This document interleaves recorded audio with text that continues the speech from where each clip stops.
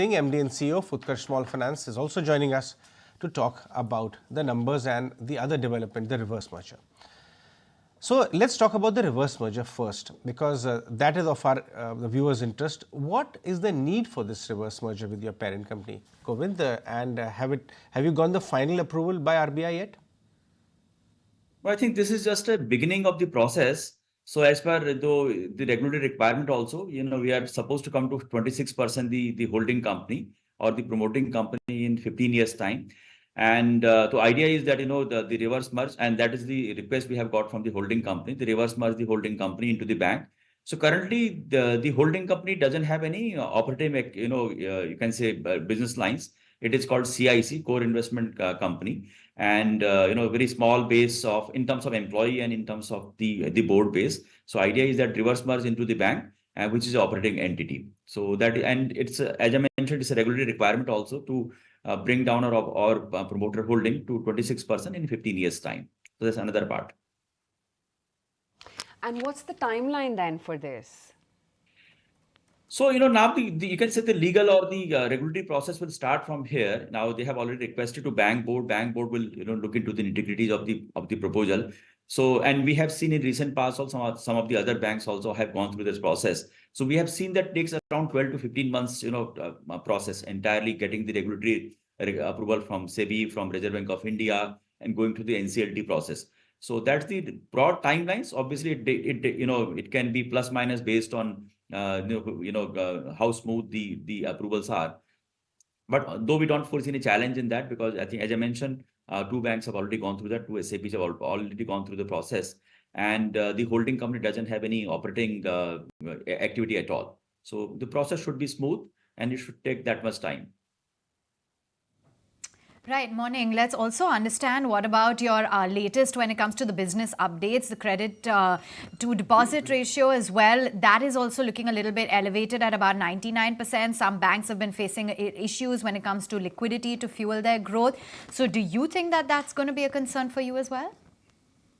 So it's not a concern for us. If you see our balance sheet, and even if you look at December numbers also, we are quite surplus in terms of liquidity. In fact, though deposit CD ratio is very close to 99%, but our liquidity has, in past also has come from the refinance and those long-term resources. So it's not that we are borrowing from market. In fact, we have always been a lender in market also.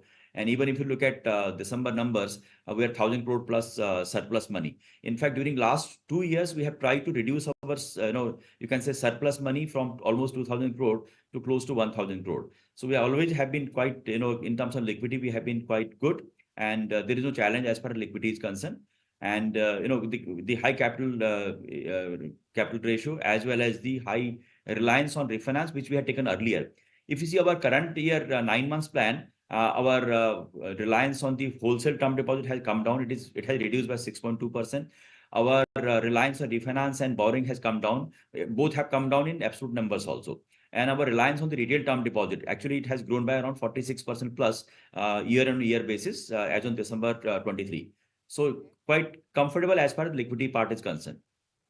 Utkarsh, what's the vision, say, the next 1 to 2 years from here? You're currently at 86 branches. What would you grow into? Hello. Yeah. Can you hear me?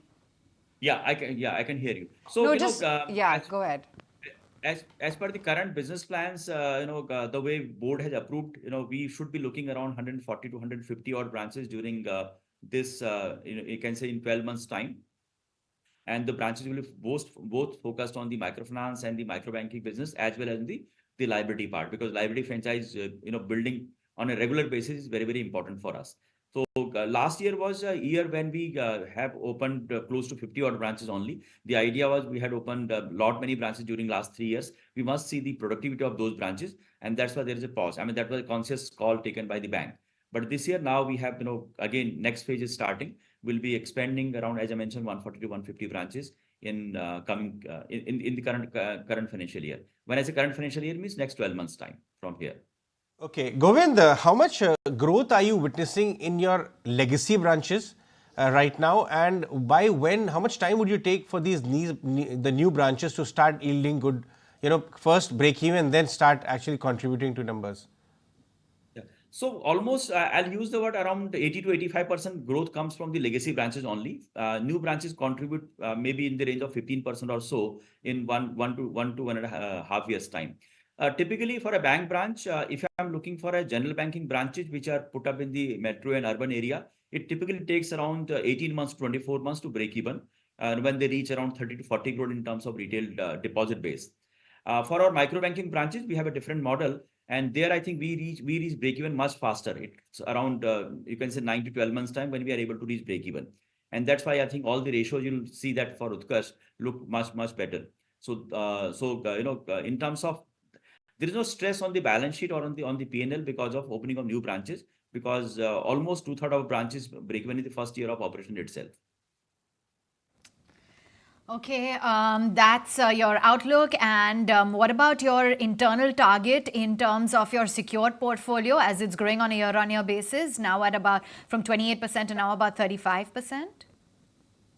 So if you look at December, we are already around 30. Yeah, we are around 35%, and we expect that if you look at 2 to 3 years horizon from here, it should up by another 10% or so. So maybe in the range of 54. Around 44-45% should be our secured book when we are looking 3 years from here. That is what we have been discussing with the investors also. Visibility, on business front for a 30 plus kind of a growth for the next 3 to 5 year period. Is it comfortable? Do you have comfortable visibility that period? So I think 5 years is a little longest. I think Okay. I'll take that 2 to 3 years is the time for horizon for which we can expect around 30% growth, on a regular basis. And I think I want to just touch upon that, the type of, especially our core geography, which is places like Uttar Pradesh and adjoining states, where we are seeing a lot of activity happening, and the type of growth we are seeing in these pockets, that will also fuel the growth, you can say.